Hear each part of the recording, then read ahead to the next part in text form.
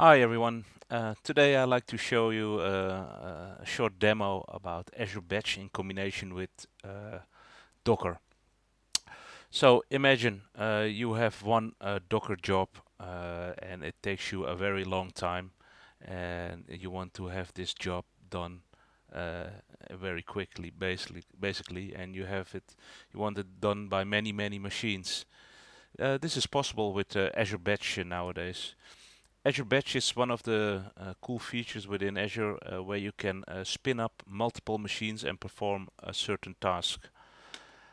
You can create it by the CLI or by PowerShell, or you can create it within the portal. If you create within the portal, just press Add and type in Azure Batch, and you will see Batch Service. Now, I already did this. And you see here in my demo project I have a Azure Batch resource named GIS Batch.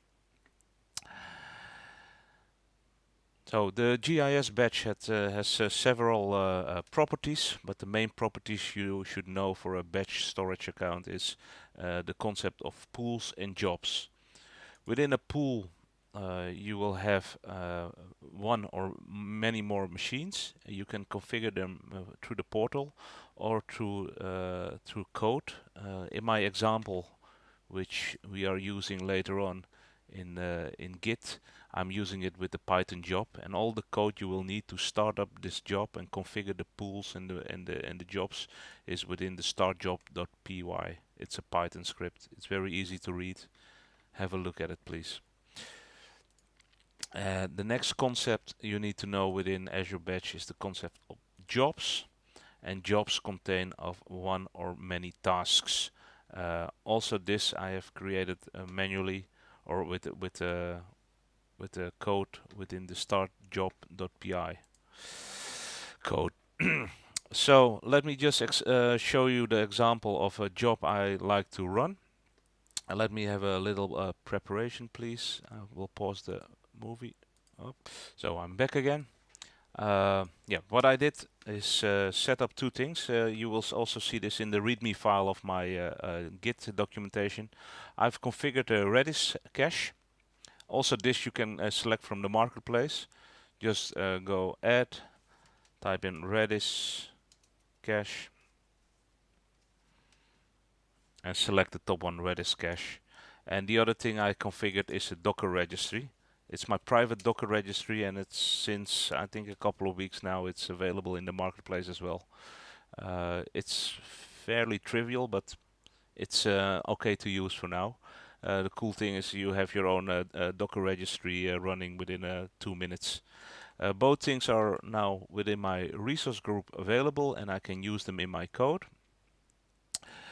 Let's see. Let's go to the Redis cache. This one. This one I will use for my demo to put in keys. And the keys will contain URLs, and URLs I will download, unzip them, and then I will put them in the in a storage account, in a blob storage account on Azure.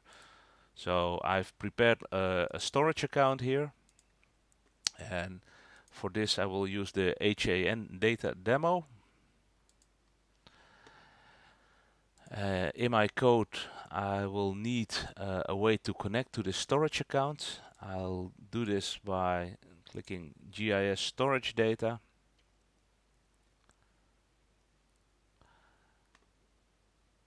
Then I go to shared access signature, and here I create a key or a token. And this token, I'm using this token, and I put this in my config file in the code. So here you see my token. Yeah. So to give you an example of how Azure Batch in combination is a great combo, I will show you one job that downloads a file and unzips it and put it on the Azure storage. I already said that, sorry. And it's doing that based on keys it finds in Redis. So when I look at my current Redis cache, it contains no keys at the moment. I'm putting one key in this command, and when I do keys, you see it will contain one test key. Uh, so I'm getting here. Then I'm running my Docker job, which will basically go connect to this Redis cache and download this URL, unzip it, and put it on the blob storage. You can see how long it takes.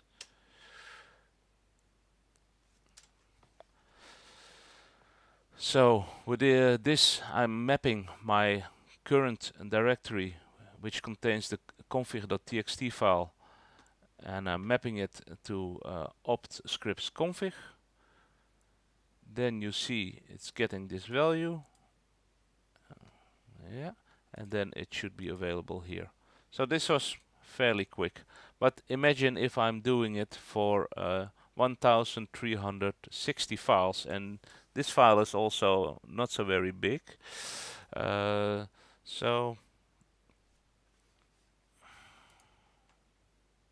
let me pause again. So here you see the blob, it just downloaded. I'm going to remove this one, delete, yes, refresh, my blob is empty. Now I'm going to run the init sh script. It's getting the RSS feed, it's putting a lot of key values in there, and here you will see when I do r.keys that it contains a lot of keys, and if you want to see how much, type r-info, and there you will see that it will contain about 1300, here it is, 1373 keys. So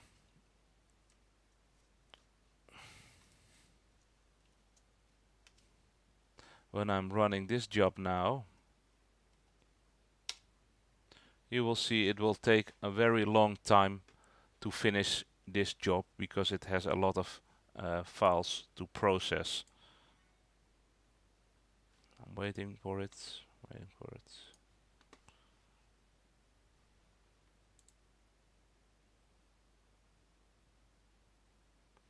What it actually does, it iterates over the keys, and then per key it gets the URI and then does the job like I just described before.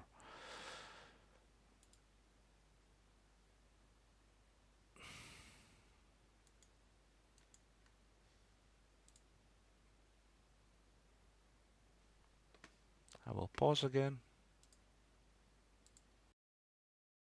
So here it started doing some jobs, and this already took a while because it's a bigger file. It's about 500 megs, and yeah, you can see it takes a long time. So we don't want that. So what we are going to do is combine this with Azure Batch and spin up multiple machines to finish this job. So I'm going to pause and prepare again. So I prepared myself now. I've cleaned the Redis cache. I reinitialized it, and I'm now in my Git project, and I'm starting the batch job with the start.sh command. So if you look in the code and what you see, one of the first thing what it does, it will create a pool. Here you see the pool. It's now newly created, and here you can configure the size of your pool with this configuration file. Here I've made it now 20. So when I type start.sh, again it will create a pool. And in the heat map you will see the state of the pools or of the machines. So first it will wait for them to reach the created and desired size or desired created size. It's 20 machines now. When it has 20 machines, it will start up, provision them, and wait until all the machines are idle. When all the machines are idle, then it will start deploying tasks on them. When the tasks are finished, it will recognize that, and then it will clean up the tasks and the pools and the jobs and the nodes. So that's a good thing because you don't want to pay for stuff you're not using anyway. So let me pause for a minute because it will take a couple of minutes to create this pool of machines. Here you see that the machines have been created. Now they will be started up and provisioned.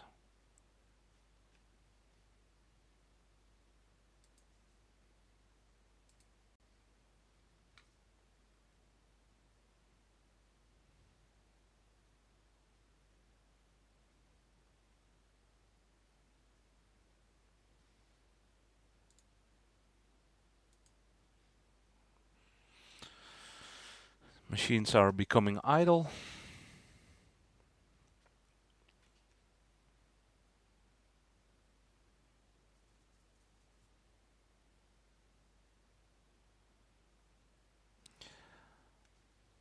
So once all the machines are idle, it will start running tasks on them.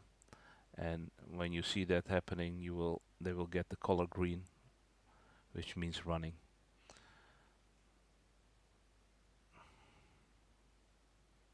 Let me show you in the meantime what it's doing. So this is the code for the startjob.py, and these are the tasks that are being performed on all the machines. So you will see it will get the configuration file, which contains my secret credentials, and I've put them on a blob. It downloads them, then is logging into my private Docker registry, and then it will run this Docker job. I will demonstrate it later on by logging into one of those machines and letting you see what's going on actually. And yeah, what I said, this script iterates over the Redis cache and gets all the URLs that are put in there. So let's see where we are at now. So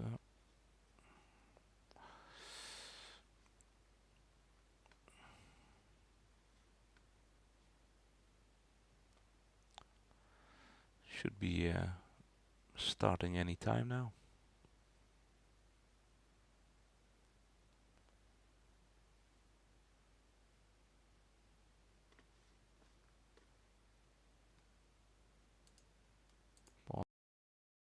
So we're back again. One of the machines was having apparently some trouble getting up.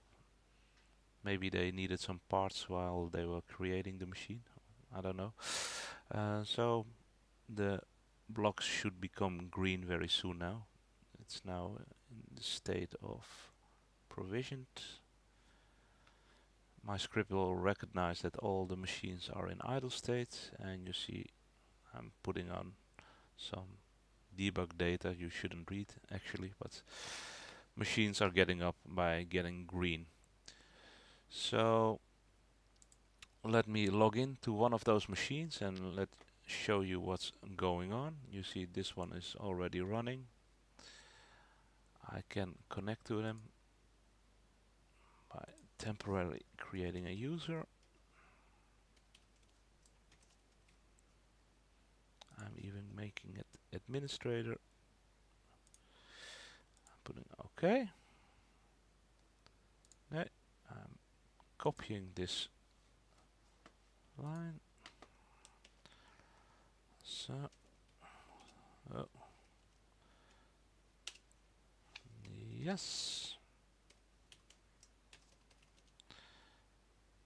So as I made myself administrator, I can do stuff like sudo su minus, which makes me root, and then I can do a docker ps minus h. So it's the machine is running, but the job is not running yet. So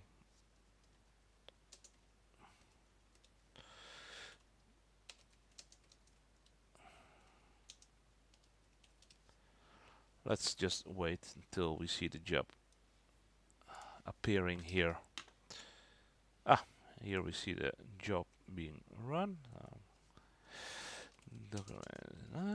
I'm doing a docker logs minus f on that thing,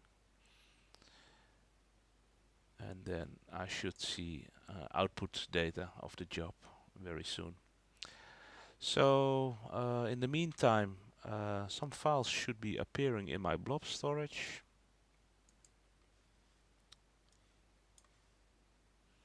As we have now 20 machines doing all sorts of stuff for me.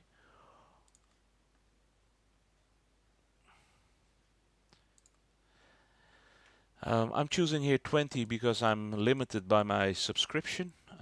Per subscription you have a limitation on cores.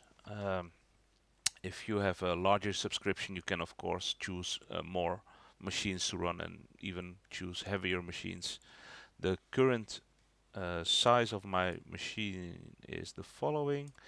I go to pool, this is my pool, properties, you will see these are the properties of my pool. I'm running an Ubuntu machine 1404, and this is the VM size D1 V2, which basically is the sizing of the machine, which contains only one core per machine. I'm not performing CPU intensive stuff, so for me it's fine to just use one core. So this will probably take a couple of maybe 1 or 2 hours. When it's time, I will resume the recording so you can see it will clean up the resources.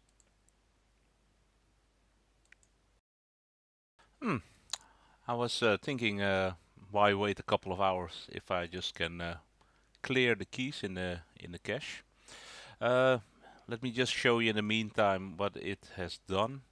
So it started around, let me sort on last modified time. It started around 3 o'clock and 10 to 3 is the first file, and now it's about 3 o'clock and it processed about 24 files, and those files are around 500 megabytes each. So let me just do r.flush db, and I do an r.keys.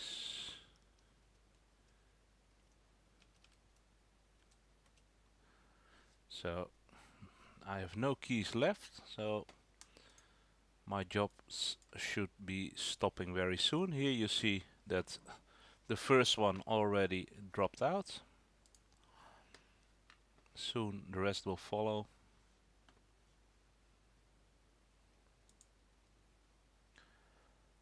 My job is still waiting if all tasks are complete. So that's a good thing.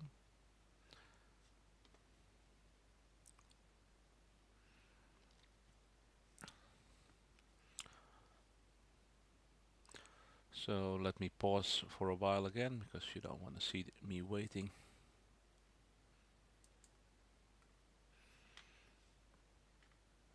You see that the one I'm logged in has nothing to do anymore as well. So it just finished the job. More and more machines are finishing their jobs and becoming idle. And like I said, when they're becoming idle, the script will clean up the created resources. Just bear in mind, if you don't clean your machines or your nodes, you will still have to pay for them. So it's a good practice to at least stop your machines or delete your machines after your job is finished.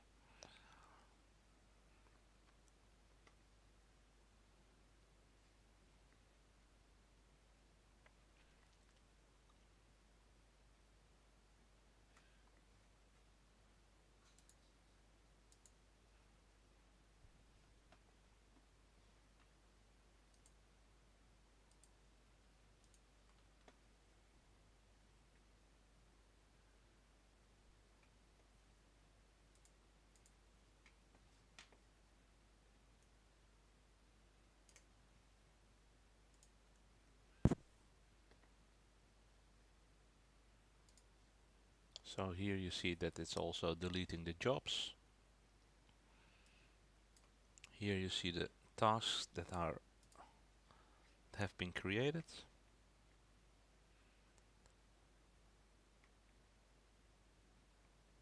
and they're all in state completed now, so they will be deleted as well. This will take a little while.